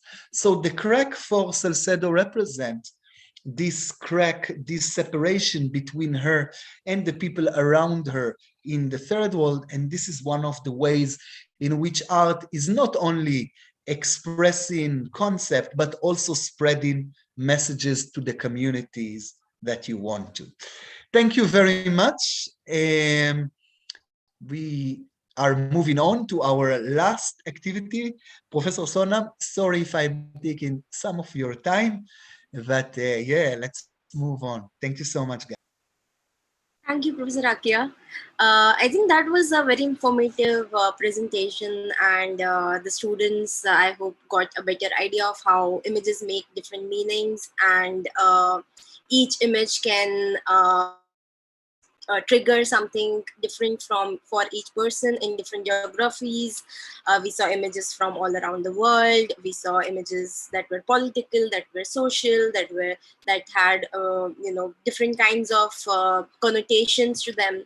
So the next activity that we are going to do is to work with images. So right now you were the first activity, you were drawing, you were creating image. In the presentation, you saw how images can make meaning, but now we will try to communicate through images. So this exercise will be creating meaning through images. We'll be sharing our own images and connect them with each other's image. So what we are going to do is I'm going to give you a trigger image as in the prompt. So if I'm asking you a question while talking, we are talking through verbal communication. But in this exercise, we'll be talking through visual communication, meaning that I'll be giving you a trigger image, a prompt image, to which you will respond to through another image. So we'll be talking through only images, only visuals, and not through language, right? Like right now we are talking through language. You're writing in the chat box. And it's all textual. So what does it mean? How can one communicate through images? And we are going to do this exercise on Instagram. So the idea is also to look at various platforms where artists are using different tools. So in the lockdown, we have seen that galleries, museums, everything has closed down, and art has really moved to internet-based platforms. And one of them is Instagram. There are multiple others like Facebook, Snapchat, Twitter. Artists have started their own websites, developed their own websites, and having exhibitions there. So when art has moved online, then how are these platforms also used to display works? So we'll be using Instagram platform. I'm sharing the handle that we'll be using. So the link I'm sharing here in the chat. I hope you all can access it. So let me also share my screen. So I'll just show you what the trigger image is. So I hope you can see my screen now. So this is your trigger image, meaning that you will respond to this image. So when you go to the link, you can click on the display picture, and that will open the story. So when you see the story, the only image right now is the trigger image, and you have to respond to this image using another image. That image can be clicked by you, it can be clicked clicked right now, from the past, or it can be also found from the internet.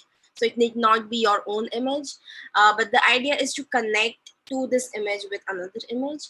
So it can be visual connection. So you can see here there is a pigeon. It's sitting on the balcony. There's a building outside. There is sky. It's the daytime, sunny. So all these visual elements can be connected to the images you will be sharing. So it can be an image of the bird, another bird. It can be image of the sky. Maybe the bird is flying. So various visual representations. But it can also be conceptual connection or emotional connection. So if I ask you what what emotions come or what thoughts come to your mind when looking at this image, can anyone answer?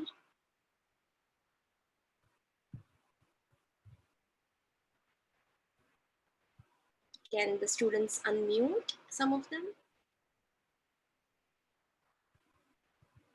Okay, let's look at the chat. Can I answer? Yes, please. I think what I understood was that the bird is sitting on the balcony of an apartment because there's another apartment close to that which I can see. So I think there are a lot of apartments in that one area and maybe it's sitting on the balcony. Yes, but what feelings does it Can I trigger? speak? Yeah, Sitting in peace. sitting in peace. Very good. No, Excellent. ma'am, this It's pigeon having is rest. Having rest. Okay, It's someone looking Having at rest over that there. something. pigeon is saying that all over the world there are only buildings. There's no trees or not greenery, so he's not having a good place to sit and have and chill with his friends or something. Kulmanna. Maybe he's waiting to meet someone from his group. Waiting to meet someone. So there is the emotions of waiting, emotions of peace, of rest, of like Kulmanat was saying that maybe it's longing for trees and it's sad. So there are different kinds of feelings also which are triggered through the image. So it's not just the visuals but also feelings and thoughts. So you can connect with another image having similar feeling. It need not have a bird, it need not have sky, it need not have anything visually connecting, but it can just be connected through the emotions. So maybe peace, maybe someone has feels peaceful when eating something or when listening to music. So it can show something completely different visually but have the similar emotional connection. So are you guys clear with the exercise? The image you have to share via DM. So you have to message the image to this account. Ma'am, Yes. ma'am, even I have sent you the picture on direct messages on Instagram. But can I also provide my point of view? Yes, let me share the images. So I will try to share as many since there are 700 students. So obviously we can't share all the images. But let's start sharing. But you want to talk about this image or your own image? Ma'am, I can talk about any image. I mean, I sent that image because I was connecting with this image. Just Okay, Excuse what's me, your ma'am. name? what? Yeah. What's your name? Mine? Yeah. Yeah. Amrita. No. Ma'am, that's Suviri. It's not me. Yeah, I am Suvidi. Sunidhi. But my Insta is Tani. My Insta is Tani. Tani. Okay, let's share yours first and you can see. Okay, that's interesting. So we'll start by sharing. So I'll add your images, all the images that you guys have sent to this one. So we will form a thread of stories, and we'll see how images are communicating, how you are communicating through images, and how they are connecting or going away from the image, the trigger image. What are Can I the speak good yes, with this thing? yes. So this image shows that it is a balcony in which uh, the pigeon is taking rest, and it Mhm. is telling about a scenery of a morning where there are much buildings to see the view, means the Okay, so large. the pigeon is just enjoying and seeing the view. Ma'am, the pigeon can Can I also be add the something? Can I person's answer? pet, the owner of the Okay, flat let's can be also share his more pet. images. This is the Ma'am, first image, and I'm sure we can talk a lot about this. Let's also talk about the images that I'm sharing now. So we can see what the connections are. So now we have this image by Suvidhi, and we can see what are the connections and what are the differences. Can anyone tell? A bird is trapped in a cage. Mhm. Either it's a pet I or think the somebody bird, has kept the bird.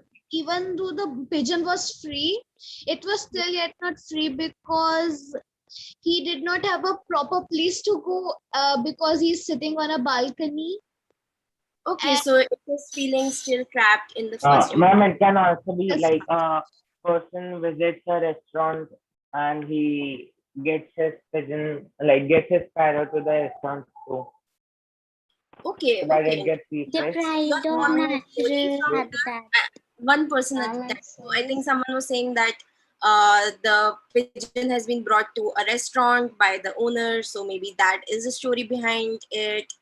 Someone else is saying that in the earlier image, the pigeon did not know where to go. It was just sitting on the balcony, so it was, though it was not caged, but it was still feeling trapped in a way. In this image, it is actually literally trapped in a cage. So that is that Maybe connection. it's a fake bird. Ma'am, it says one more I thing think it that is for display. Yeah, yes, it's ma'am. a I in fake think the the bird for bird is. previous display. in the Ma'am, previous picture, Some more the interesting bird images had to. them as well. There are lots of images to talk about. So I'm just sharing more and more. If you go to the stories, you can also see, but I'll also share my screen. ma'am. Here. Okay, let's look at more images.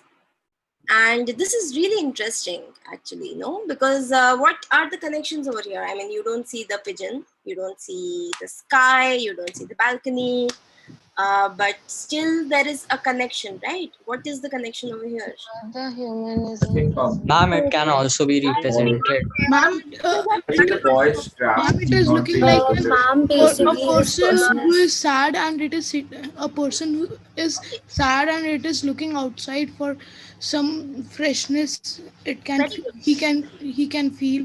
Yes, you're right. So that is a connection. Someone is sad, and it is representing maybe the pigeon has taken a human form, and just like the pigeon was sitting on the balcony and looking outside, it was feeling sad. Maybe it wanted to fly, but it did not know where to Lonely. go. Maybe someone painted ma'am, out their feelings.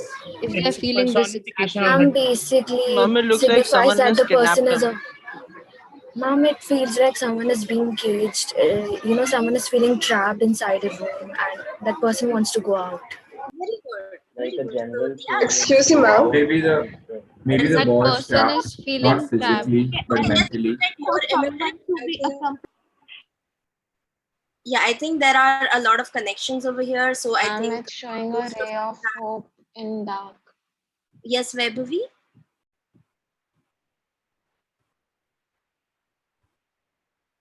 Okay.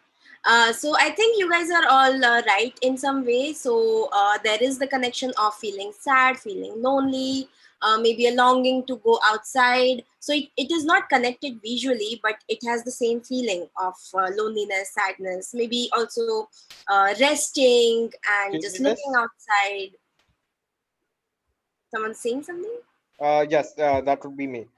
Miss, I think the person has been in the prison for in that place for a very long time, considering the fact that he has been chained to the very same place.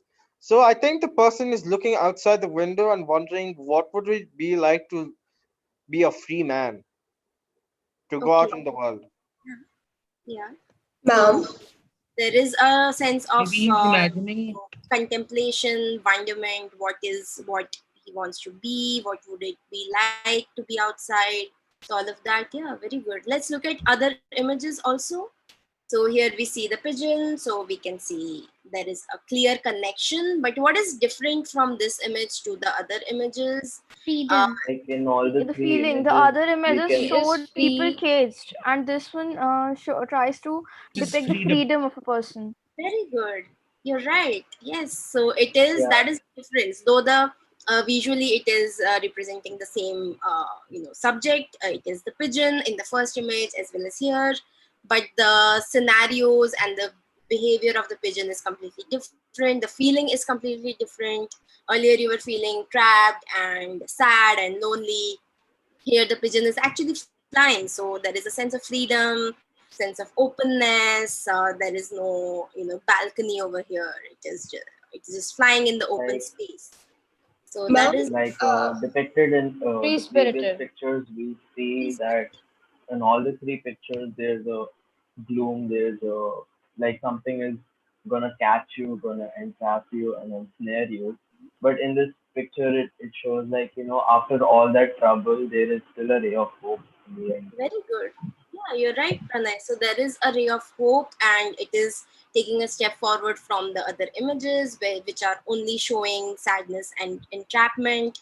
While here there is something completely different, Yes, ma'am. And full.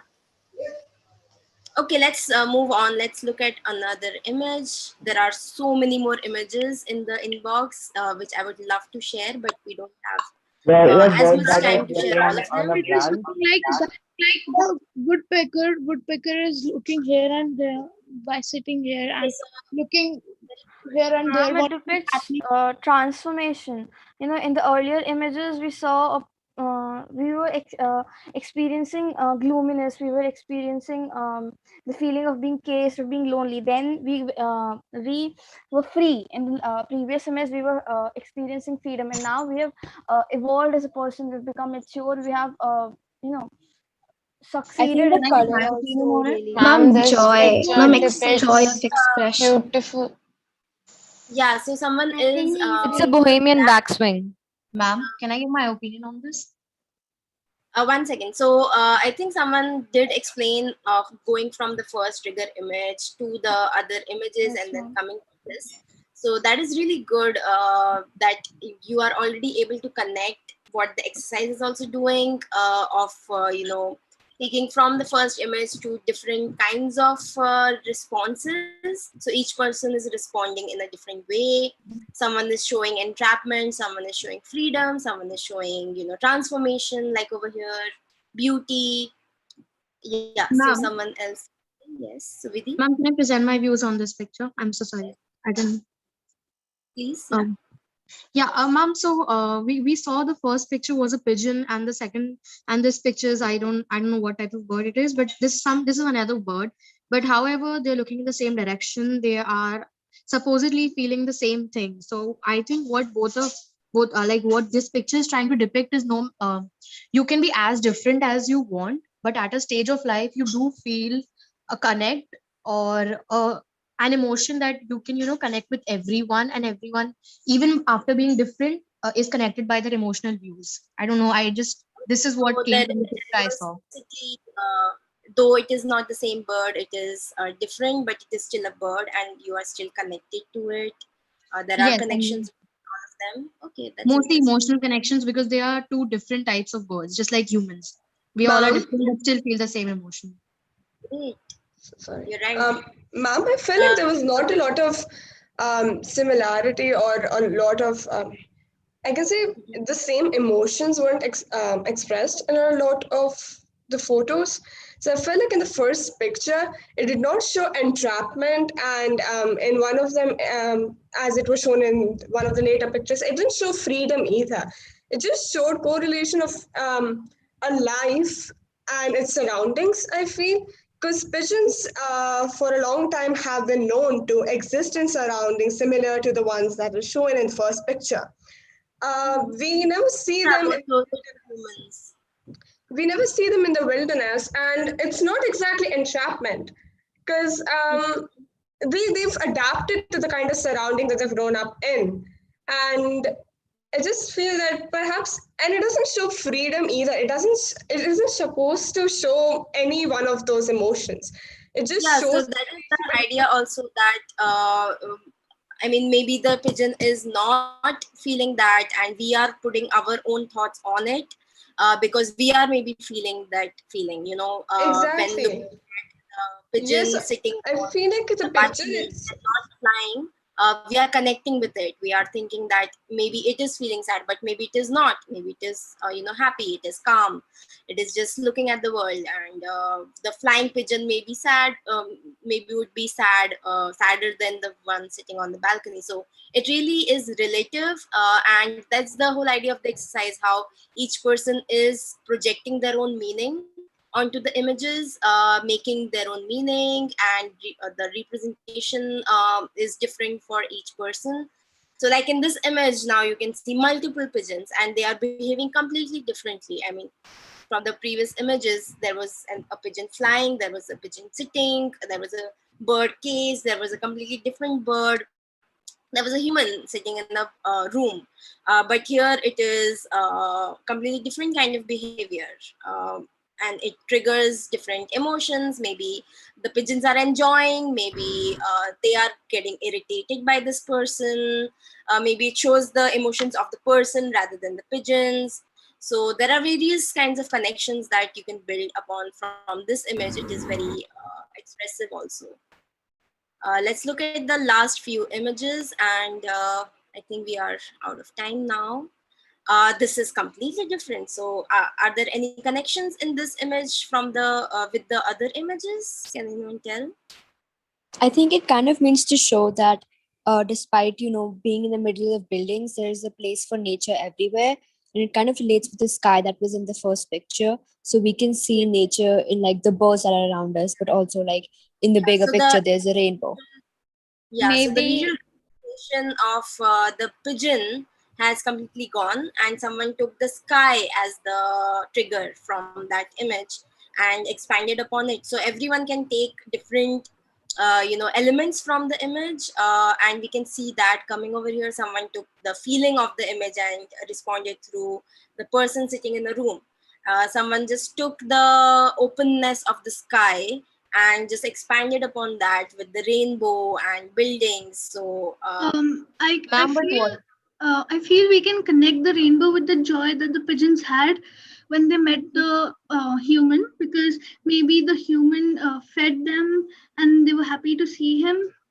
So we can connect the rainbow with the joy of the pigeons. the happiness of both the images, Excuse me, definitely. ma'am. And let's look at this last one, and I think we are Excuse me, already ma'am. In I'm the this to get okay. Let's look at this last one, and then we can end it over It here. depicts survival. Ma'am, in this Survival. picture, we are saying that the persons are waiting for something and something is It's kind happening. of portrays hope as That well. survival. I can't hear anyone clearly. I feel it portrays a sense of hope that we can grow in difficult circumstances also. Okay, that's really interesting. Yes. So ma'am, that and the is what the last Yes, one. ma'am, it is looking like that, a hope which is yeah. So coming there in is hope in in nowadays we are shows concrete. that how beautifully we can face difficult times also. Like we can see like on a jotted area So also I such a think beautiful yeah, fire we is got going a on. lot from the images and their connections. And I think the last image was really good in putting everything together. The hope, the entrapment, the loneliness, the beauty, nature, all of that came together through that one image. Yes, So ma'am. I think Ma'am, it in is the pigeon one, uh, okay. the So I think image on end over that here. one, it shows to. Yeah, we don't have time now. So I'll share, I have all the images in the inbox, but I'll share as many later on. So just look at the stories later and you will find your image there. So I think that was really fun. I really enjoyed this particular exercise, and your responses to the images, and really enjoyed interacting with you all. You have so many brilliant ideas. So that's really good to see that there are such young students also coming out with such brilliant ideas and deep thoughts. So, and you are also able to express already through images. So that's wonderful. And I hope you guys learned a lot in Excuse me, this. ma'am. Yes, Kulmana. Ma'am, can you please tell your Instagram ID again? Yeah, I'm just putting it over here so you can just look at it later on. Okay, thank you, students. Ankur, sir can. Thank you, Professor Sonam. Thank you so much for that wonderful session, Professor Sonam and Professor Akia. Students, I hope you enjoyed the session. We now have a 30 minutes break. We resume our session back at 12:30 for the session on liberal arts, myths and facts that I'll be taking up for you.